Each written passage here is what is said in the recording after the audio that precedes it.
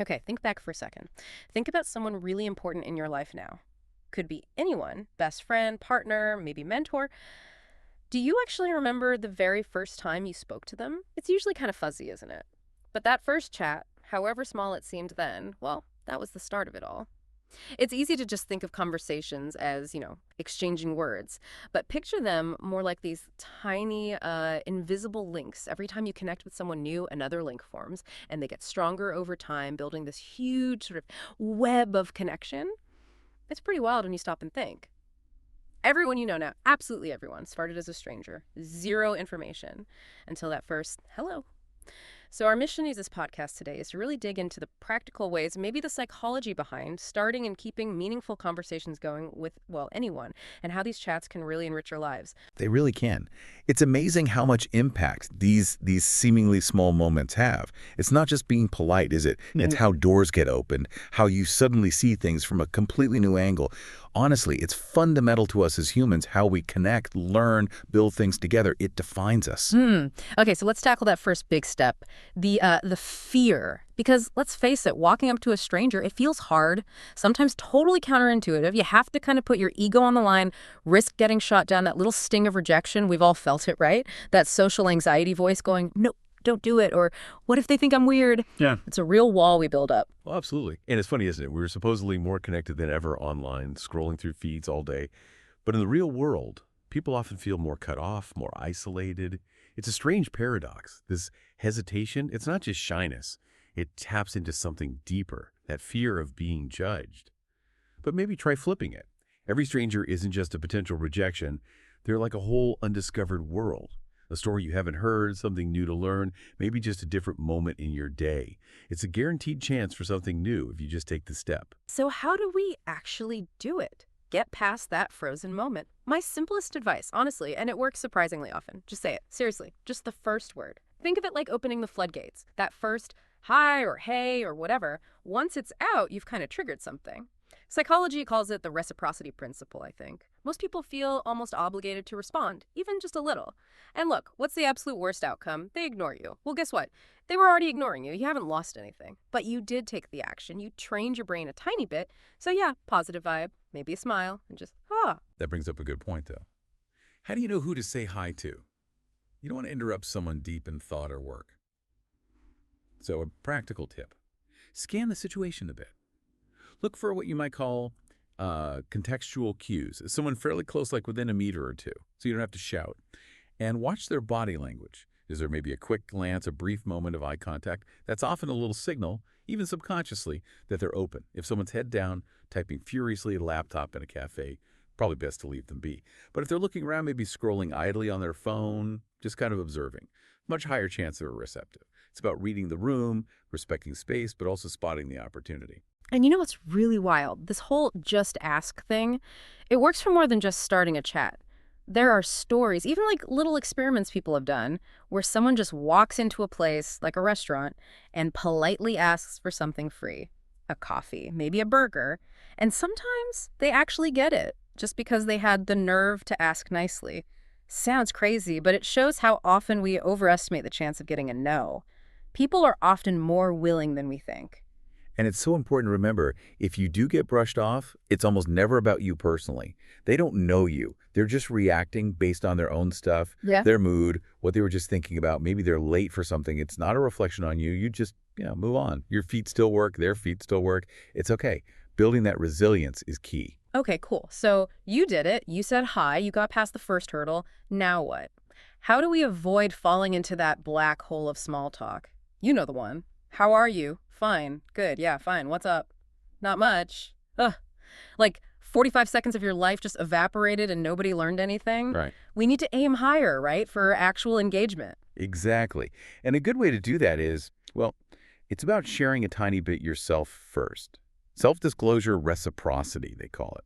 So instead of a bland question, maybe offer a little genuine personal tidbit, then ask something that invites them to share something unique back. It primes the pump, makes them feel safer sharing. Like, I've always found names interesting. Mine means wanderer. What's the story behind yours?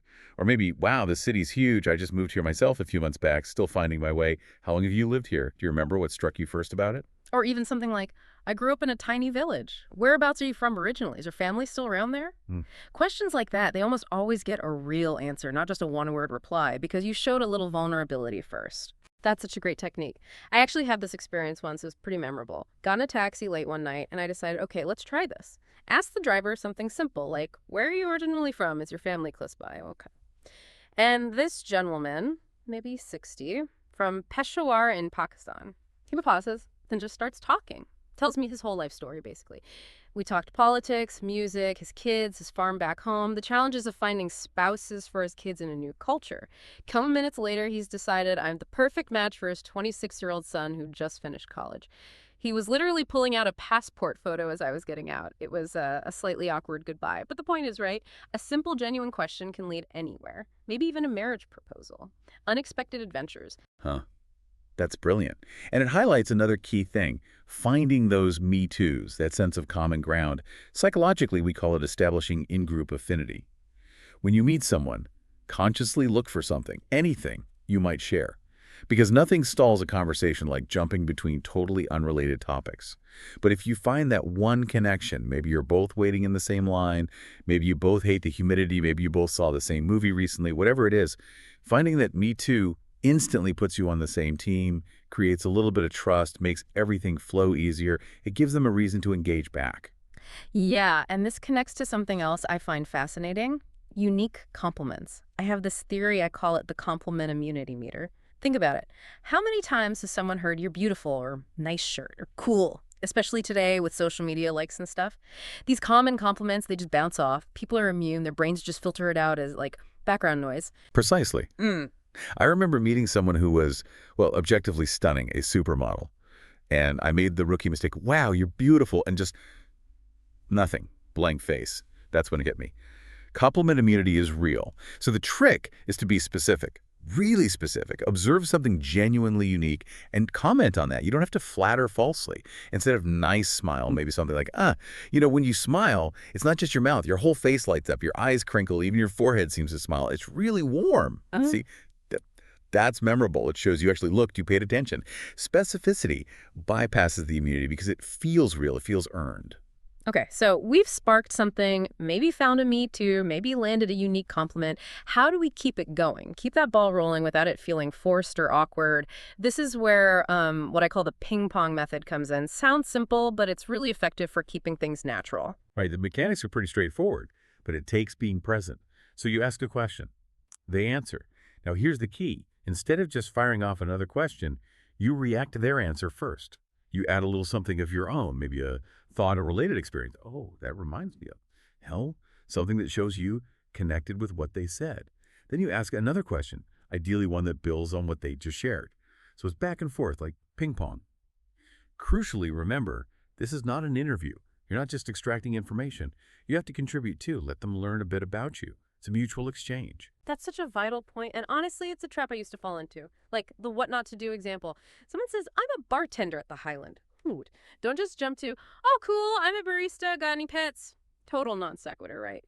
A much better ping pong style response would be, oh, the Highland, nice. I'm a barista myself, actually. You guys make amazing cocktails there. Seriously good. What's your favorite one to make? Or maybe just your favorite to drink after a long shift. See? You stay on topic, show you heard them, add your own connection, and then ask something related. It keeps the flow. And this method, it can really unlock people, even folks who seem really quiet or reserved. I saw this happen at a family thing once. There was this relative, Uncle John, super quiet guy, never said much. I decided to try the ping pong approach. Started asking about his cat, just casually. Oh, I heard you have a cat. What kind is it? And suddenly, it was like opening a tap.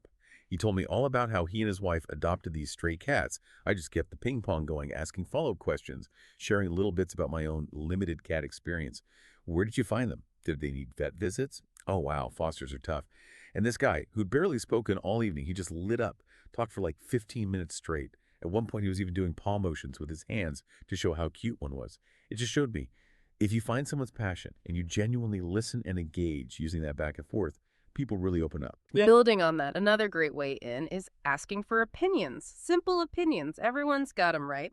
And usually people love sharing them, feeling like their view matters. It makes a two-way street instantly. Just, keep it light, keep it approachable. Maybe don't lead with, so what are your thoughts on the geopolitical ramifications of current trade agreements? That feels like a test. Nobody wants that first time chatting. Stick to simpler stuff. How's the coffee here any good? Or, did you see that movie everyone's talking about? Worth the hype. Yes, and when they do share their opinion or tell you that story, you absolutely have to be present.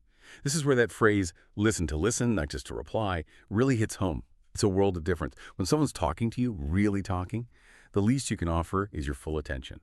Put the phone away, absorb what they're saying, watch their face. And my personal favorite tip, eye contact.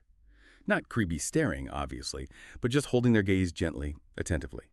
That's where the real connection sparks. You can almost feel the conversation become more alive. When someone feels truly seen and heard, that's magic. They won't want to look away either. Okay, so we've made the connection, had a good chat. How do we make it stick? Turn that nice interaction into something potentially more lasting, like a friendship or a useful contact. It really comes down to remembering stuff. Showing you paid attention beyond that one conversation. I think of it like a little mental checklist. Name, place, animal, thing. Try to recall their name, maybe their kids' or pets' names if they mention them. Places they talked about, where they're from, where they traveled, where they want to go, things they like, hobbies, interests. It feels awful meeting someone for the fifth time and you still blank on their name, right? Makes them feel totally unimportant. Oh, remembering someone's name is huge. Saying it back to them, maybe the next time you see them. It sends such a powerful signal of respect and value. You really have no idea how much impact that small act has. And here's a pro tip. You don't need to overuse it. Just once, early in the next conversation is usually enough. Hey, name, good to see you again. Boom, done. Shows you remembered.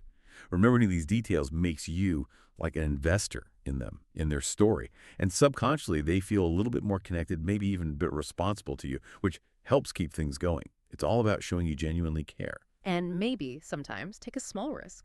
Be a bit more authentic, a bit more memorable. Step outside the super safe zone. I've heard these cool stories, sometimes happen to me too, where someone engages with, say, a taxi driver from somewhere interesting like Bhutan or Nigeria, and instead of just silence, they share a unique fact they happen to know about that country, something they learned. It sounds risky, maybe like you're showing off, but if it comes from genuine interest and respect, it can instantly break the ice, make you stand out, and build rapport really fast. It shows you're curious about their world. That's a fantastic point about authenticity, that genuine curiosity, that real interest. It really does make you that investor in their well-being. Yeah. They pick up on that vibe that you actually care about them as a person, not just making small talk. And that makes them want to keep the conversation going too. It creates this positive feedback loop. And thinking about making it stick, there's also this psychological thing, the Zeigarnik effect, how we remember unfinished things better. Sometimes ending a great conversation with a little thread hanging, something to pick up next time, can actually strengthen the connection. Absolutely, good point. And building on all that rapport, once you've clicked, found the Me Too's, genuinely enjoyed talking, what's the next logical step if you want to build something more? It's often just extending an invitation, isn't it? For coffee, maybe drinks, grab some food sometime. It's basically saying, hey, I enjoyed this connection. Let's see if we can extend it. Moving it from a chance meeting to an intentional one. It shouldn't feel forced, just a natural progression when the vibe is right. Exactly. And don't underestimate the power of the subtle follow-up either. Maybe they mentioned loving a certain type of music. You could send them a link to a new song a few days later. Or they talked about a challenge they were facing maybe a week later. Just a quick text. Hey, was thinking about you. Hope that thing with X resolved okay. Nothing intrusive, just small, thoughtful gestures. They show you listened, you remembered, and you actually care beyond that initial chat. That's how you bridge from a single conversation to potentially a real relationship. It shows long-term investment. So quite a journey we've taken there. We've looked at getting over the initial hump, the fear, using those psychological triggers, moving past the boring small talk, finding real connection, using things like the ping pong method, asking for opinions, and then the importance of truly listening, remembering details, and maybe taking that next step to build something more lasting. Powerful tools, really. You know, if I could offer one final thought. A conversation, a real one, It's like reading a fantastic book. You can dive in anywhere, explore different chapters, spend as much time as you want. And honestly, every single person, they are a really good book, full of complex stories, surprising twists, moments of wisdom. It kind of makes me sad how often we try to boil entire human lives down to like 140 characters or a catchy headline or just a quick swipe left or right. That's not who we are. We're not the short version. We're these full multi-chapter sagas. We deserve to be read more deeply, you know. That's a beautiful way to put it. So, for everyone listening, think about this huge world as, well, a giant library. Are you just going to wander the aisles, maybe admire the covers, read the titles on the spines, and keep walking?